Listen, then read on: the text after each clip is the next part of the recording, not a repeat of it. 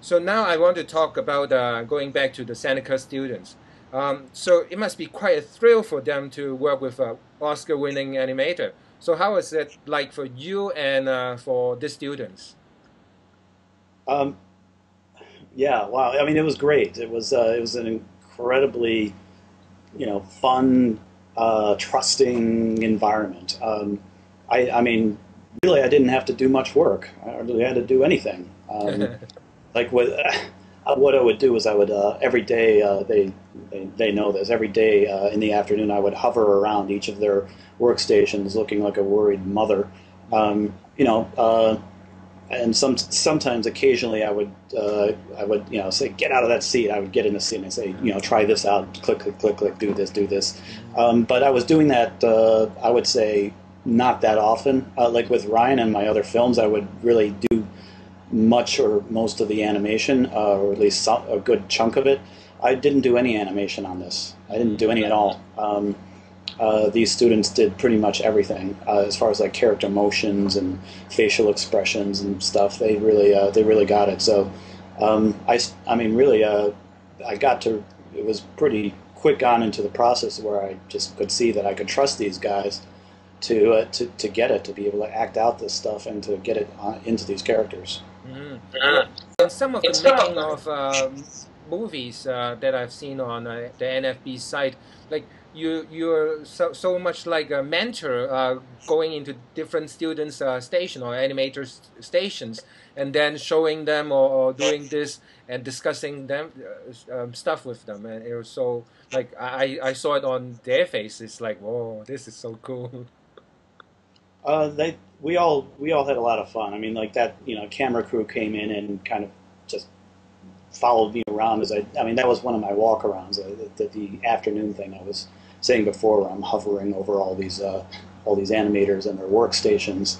Um, yeah, I mean, it was most of what I did was verbal, which was to tell them Hmm. stuff that I was thinking, would work with the characters, and like towards that part where you saw that, I was mostly talking to them about acting, like getting into the role of the characters, what are their emotional states, what's driving them to run across the room or to caress a pillow or whatever, and not so much technical, like take that, take the end effector of this finger and move it around in this way, not that way. I see. There's a big difference, Hmm. and it's if you can get into the acting roles with animators and they get it, it makes all the difference. Right. Yeah. So now on to SIGGRAPH. So the Spine will have its US premiere on August 6th at the 2009 SIGGRAPH. So what does screening the Spine at SIGGRAPH mean to you? And are you looking forward to the tech talk after the screening? Well, for me, SIGGRAPH is like home base. Mm-hmm. SIGGRAPH is where I started. I mean, I didn't start like 20 years ago when I was doing this stuff. I didn't start as an animator so much as a CG person. And back 20 years ago, there was a big difference. Like today, you don't really see that. Like CG is like animation; it's part of animation. But 20 years ago, it was a really different thing. You wouldn't see CG films in, for example, animation festivals, with some really rare exceptions like Pixar stuff, like Tin Toy, which won the Academy Award for Best Short Animated Short Film. That was about the time I was getting started in this. But otherwise, you wouldn't see anything like that. So there weren't so much animators in SIGGRAPH when I was starting to go, and now there are. It's a huge part of the list of people who go to SIGGRAPH. But there's still a lot of technical people who have been around in the field for like 20 or 30 years, and those are people who I see, and I see them at SIGGRAPH, and it's like I'm reconnecting with something that where I came from that long ago. So that's how I feel going back. It's giving a talk and showing this film is like reconnecting with people who I seen that long ago, and just saying, hey, this is what I'm doing now. Mm-hmm. So I understand you're working on your next feature length, like your full length feature film called Lovecraft. So can you talk a little bit about it? Like how far along is that, and where is that? Well, I can't talk too much about it because we're in the incredibly earliest stages Mm-hmm. of getting this working. I mean, we are in the early parts of financing. So, I mean, for me, it's like a matter of like when I'm going to be doing this film. If I were to describe the full situation, though, it would be like this is still pretty early on, and we can't talk too much about it.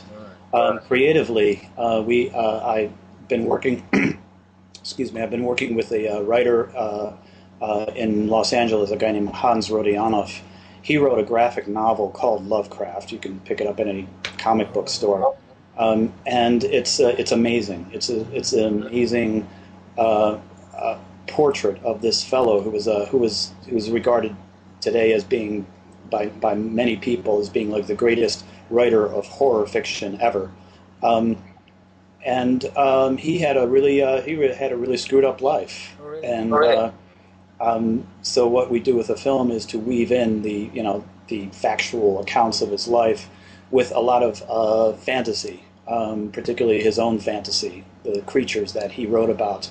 What if they were in his waking world? In the graphic novel, you see Lovecraft, and you see him growing up and going through his life, his regular life, as his biographical life. And also in the graphic novel, you see these creatures that populate his world and cause him peril. And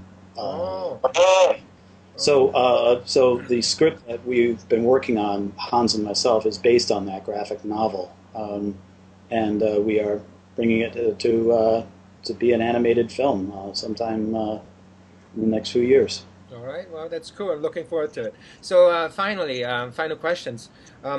So what insights will you share with up-and-coming animators and filmmakers? You have been in the industry for a while now, so any insights? Follow your bliss.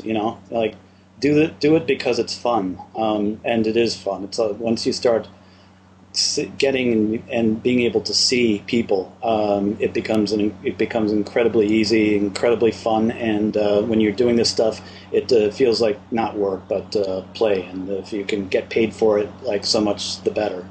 But I would say that animation is about seeing. It's not so much about putting stuff on paper or putting stuff into a computer. You really want to exercise your ability to see people's expressions, their gestures, the way that they walk, the way they show their emotions. Once you start seeing that stuff, through animating and through drawing, you can rule the world.